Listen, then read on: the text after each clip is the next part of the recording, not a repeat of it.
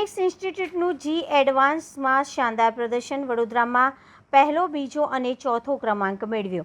દેશની અગ્રણી તકનીકી સંસ્થાઓમાં પ્રવેશ માટે લેવામાં આવતી જી એડવાન્સ 2026 પરીક્ષાનું પરિણામ 1 જૂન 2026ના રોજ જાહેર થયું હતું.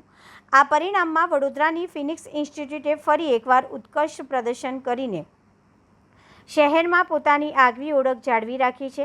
ફિનિક્સ ઇન્સ્ટિટ્યૂટના વિદ્યાર્થી દેવ પ્રજાપતિએ AIR 174 મેળવી સમગ્ર વડોદરા શહેરમાં પ્રથમ ક્રમાંક હાંસલ કર્યો છે, જ્યારે પ્રાંશુ ગુપ્તાએ AIR 274 સાથે શહેરમાં દ્વિતીય ક્રમાંક મેળવ્યો છે. આ ઉપરાંત જૈનમ શાહે AIR 929 સાથે વડોદરામાં ચોથો ક્રમાંક પ્રાપ્ત કરીને સંસ્થાનું ગૌરવ વધાર્યું છે. ઉલ્લેખનીય છે કે જી મેઇન પરીક્ષામાં દેશભરમાંથી આશરે 15 લાખથી વધુ વિદ્યાર્થીઓએ ભાગ લીધો હતો, જેમાંથી લગભગ 1.80 લાખ વિદ્યાર્થીઓએ જી એડવાન્સ માટે લાયક ઠર્યા હતા. તેમાંથી આશરે 56,800 વિદ્યાર્થીઓએ જી એડવાન્સ પરીક્ષા સફળતાપૂર્વક ક્વોલિફાય કરી છે. ફિનિક્સ ઇન્સ્ટિટ્યૂટના પરિણામોની વાત કરીએ તો સંસ્થાના 3 વિદ્યાર્થીઓએ AIR અંડર 1000, 6 વિદ્યાર્થીઓએ AIR અંડર 2000, 15 વિદ્યાર્થીઓએ AIR અંડર 5000, 33 વિદ્યાર્થીઓએ AIR અંડર 10,000 તેમજ 45 જેટલા વિદ્યાર્થીઓએ AIR અંડર 15,000 રેન્ક પ્રાપ્ત કરી છે. ફિનિક્સ ઇન્સ્ટિટ્યૂટના લાંબા સમયથી બોર્ડ પરીક્ષાઓ જી નીટ, ગુજકેટ સહિત વિવિધ સ્પર્ધાત્મક પરીક્ષાઓમાં ઉત્તમ પરિણામો આપી રહી છે. ધોરણ 10, ધોરણ 12 સાયન્સ તેમજ સ્પર્ધાત્મક પરીક્ષાઓમાં શહેરના ટોચના પરિણામો આપવા માટે સંસ્થા જાણીતી બની છે. આ સફળતા અંગે ફિનિક્સ ઇન્સ્ટિટ્યૂટના ફાઉન્ડર અને ડાયરેક્ટર મુકેશ દાદવાણીએ જણાવ્યું હતું કે આ પરિણામ વિદ્યાર્થીઓ અને શિક્ષકોની મહેનત, સમર્પણ અને અથાગ પરિશ્રમનું ફળ છે.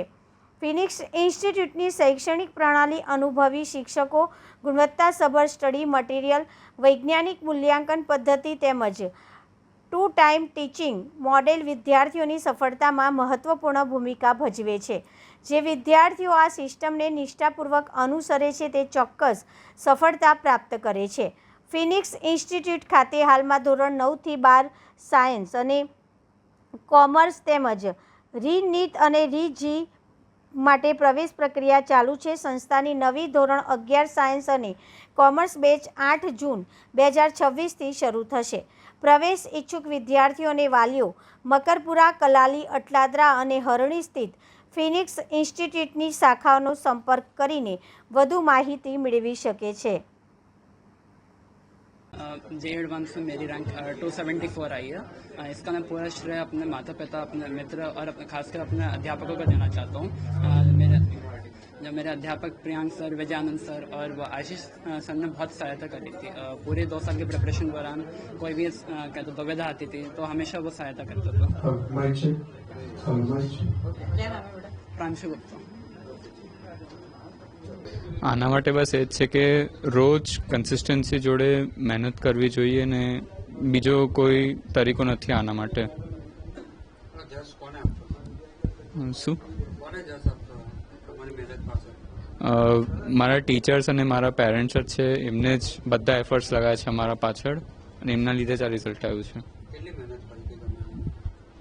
રોજ 7 કલાકની મહેનત રહેતી હતી સેલ્ફ સ્ટડી અને એમાં પછી થોડુંક રિક્રિએશન.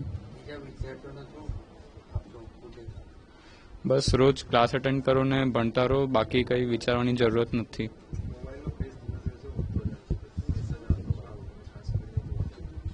ઇલેવન્થ ટ્વેલ્થમાં ફોનની કોઈ જરૂરત નથી એટલી, એટલે 11th-12thમાં તો ફોન ના વાપરીએ એ જ સૌથી સારું. મારા જેઈ એડવાન્સમાં 261 આઉટ ઓફ 360 માર્ક્સ આવ્યા છે અને મારું રેન્ક ઓલ ઇન્ડિયા 174 આવ્યું છે. હમણાં હું IIT મદ્રાસમાં હું આગળ ભણવાનું ઈચ્છું છું. દેવ પ્રજાપતિ. JEE એડવાન્સ જે IIT કોલેજના પ્રવેશ માટે લેવામાં આવ્યું છે. 1 જૂનના રોજ રિઝલ્ટ આવ્યું, જેમાં વડોદરાનું ખૂબ જ સારું પરિણામ છે. જેમાં ફિનિક્સ ઇન્સ્ટિટ્યૂટનો વિદ્યાર્થી દેવ પ્રજાપતિ જેઈ મેઇન્સની જેમ એ અગેન જેઈ એડવાન્સમાં પ્રથમ છે અને એનો ઓલ ઇન્ડિયા રેન્ક 174 છે. All India rank 174. તેના માર્ક્સ 261 હતા 360માંથી. સેકન્ડ વડોદરા પણ ફિનિક્સથી જ છે પ્રાંશુ, જેનો ઓલ ઇન્ડિયા રેન્ક 274 છે, અને વડોદરા 4th પણ ફિનિક્સથી જ છે અને ઓલ ઇન્ડિયા રેન્ક 926 છે. ફિનિક્સના 3 વિદ્યાર્થીઓ અંડર 1000 રેન્ક છે, અંડર 1000 રેન્ક છે. આ પરીક્ષા 14 લાખ વિદ્યાર્થીઓ જેઈ મેન્સ આપતા હોય છે અને 1.5 લાખ જેટલા વિદ્યાર્થીઓ આશરે 1 થી 1.5 લાખ વિદ્યાર્થીઓ આશરે એડવાન્સ આપતા હોય છે. તેમાંથી ફિનિક્સના વડોદરાના 3 વિદ્યાર્થીઓ અંડર 1000 રેન્ક મેળવેલ છે. અંડર 5000 આશરે 15 વિદ્યાર્થીઓ જનરલ રેન્કમાં, જનરલ કેટેગરીમાં, અને અંડર 2000 6 વિદ્યાર્થીઓ મેળવેલ છે. ટોટલ 33 જેટલા વિદ્યાર્થીઓ અંડર 10,000 રેન્ક મેળવેલ છે, જે લોકોને સારામાં સારી આઈઆઈટી પ્રાપ્ત થઈ જશે. ઓવરઓલ જેઈ એડવાન્સનું પરિણામ ફિનિક્સ ઇન્સ્ટિટ્યૂટનું ખૂબ સારું છે. એ પાછળ શ્રેય બધા ફેકલ્ટી, વિદ્યાર્થીઓની મહેનત અને વાલીઓનો ભરોસો રહેશે. હું મુકેશ દાદવાની, ફિનિક્સ ઇન્સ્ટિટ્યૂટના ડાયરેક્ટર અને ફાઉન્ડર.